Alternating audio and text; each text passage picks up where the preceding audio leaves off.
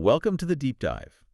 Today, we're going deep, really deep into the kind of the guts of the Roblox game engine. Yeah, we are. We're looking at how certain settings, things meant to help the game run better, are actually, well, kind of breaking competitive play in a huge title. Exactly.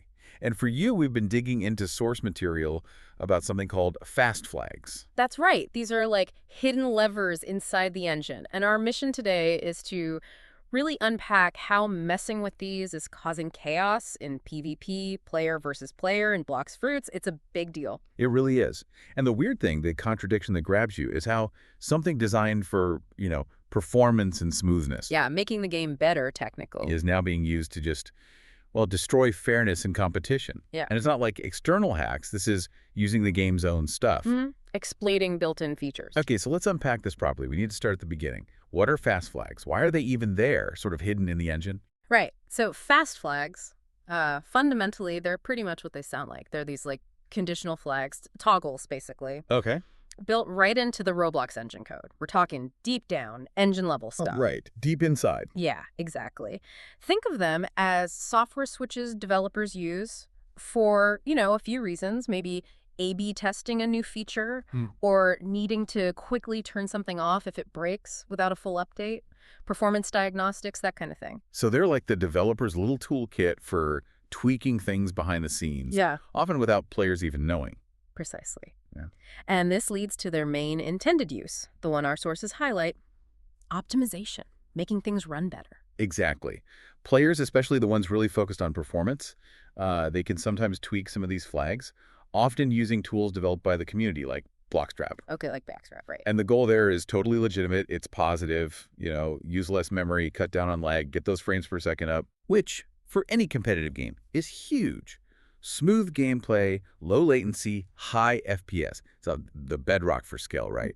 If I can run at 120 FPS instead of 60. Your reactions are quicker, inputs feel instant. Yeah, it makes you a better player, no question. Legitimately better. But, like you hinted, optimization isn't always just optimization. No. And that's the turn. That's where things get messy.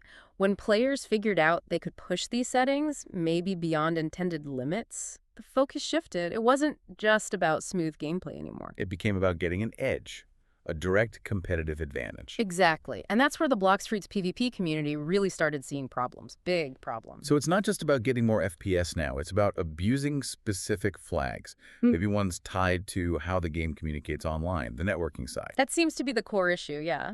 The abusers found a way to leverage these flags, probably the network-related ones, to mess with the game flow for their opponent. Okay. And the most common way this abuse shows up, the thing everyone's talking about, is called desync, short for desynchronization.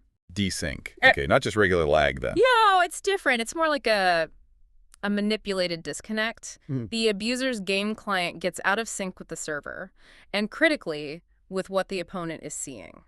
How does that work technically? Like, what are they actually changing? Well, the sources suggest they're targeting fast flags that control the client's network tick rate, how often it sends updates. Okay. So they can basically make their client bundle up a ton of actions, movement, attacks, and send it all in one big burst.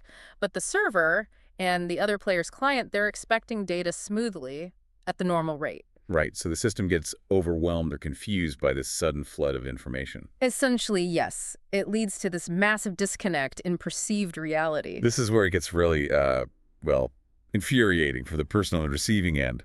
Let's paint that picture. I'm the victim, right? Right. In a fight focused, what am I seeing on my screen? Often you see something that looks wrong, or just harmless. Your opponent might seem to be standing still. Just, Yeah, or maybe moving really erratically, like just gliding weirdly, not really fighting back properly.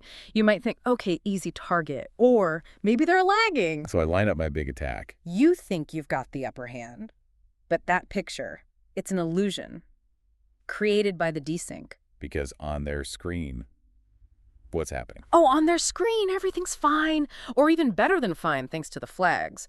They're moving like lightning, pulling off complex combos, using abilities perfectly. Why I'm seeing a statue. Exactly. They're playing the game at full speed, maybe even faster, while your client is getting this delayed, messed up picture of what they're doing. Wow. That reminds me a bit of older online games, like early shooters. Peeker's Advantage, where Sure. high ping could actually help sometimes. It has echoes of that, yeah. But the key difference here is this isn't just an accident of bad connection. It's engineered. They're using the game's own settings to deliberately create that advantage. Okay, so back to the victim's experience. I see the opponent standing still, then what? Then, suddenly, maybe a second later, bam! You're hit. Not just hit, but likely caught in a full combo sequence that lands all at once. All at once. So I don't even see the attacks coming. Yeah. Nope. No time to react, no time to dodge, no time to block. The game effectively skips showing you the fight Yeah. and just delivers the result. Yeah. You're defeated. Suddenly dead. Just boom. Boom. That's it. And the source is stress. Nothing can save you in that moment.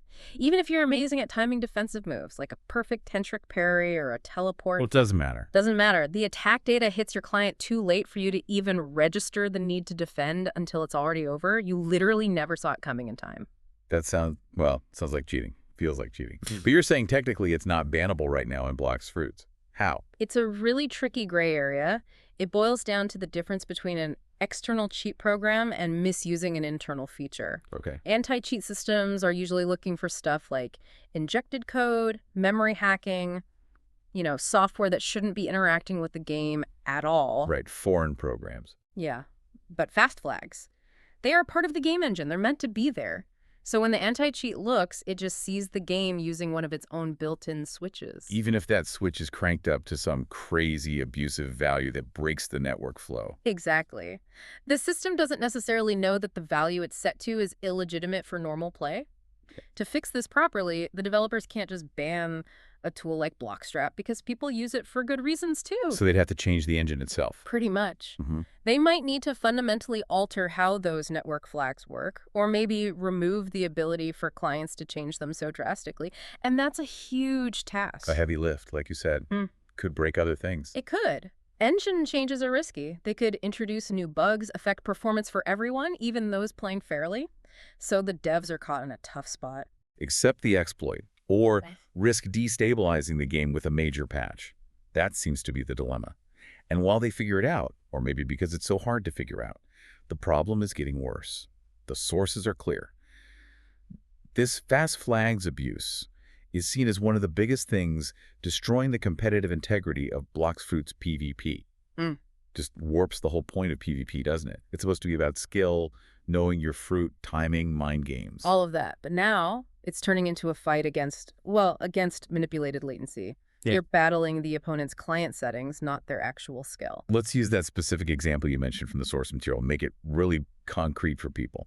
Imagine you use, say, Kitsune Fruit, high skill. Very high skill ceiling, yeah. Takes practice. So you practiced, you see your chance, you line up a big move, dash in, and then what happens in desync? Nothing lands, or it feels like it doesn't register properly. Your attack just whiffs or gets swallowed by the lag illusion. And then, the next instant, your screen glitches, and boom, you're the one caught, locked in an inescapable combo you never even saw coming, because their whole attack sequence hit the server and then your client all at once. Yeah, that just kills any motivation to get good, doesn't it? Completely.